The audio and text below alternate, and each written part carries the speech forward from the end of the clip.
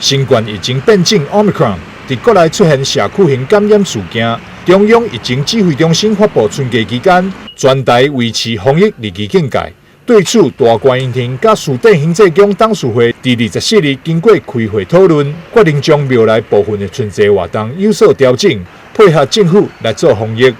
配合那个中央的防疫规定所以有一些活动呢会取消像我们那个除夕夜，我们有一个团拜的活动因为我们怕群聚嘛所以这个团拜这个发红包我们也把它取消了另外，在那个初甲初三咱有办一个这个造桥过线这个法会这个法会因为这人真多啦所以这个法会呢我们也把它取消这个礼拜3000佛这个消灾祈福法会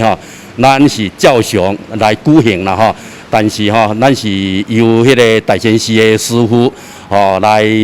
做这个在庙里面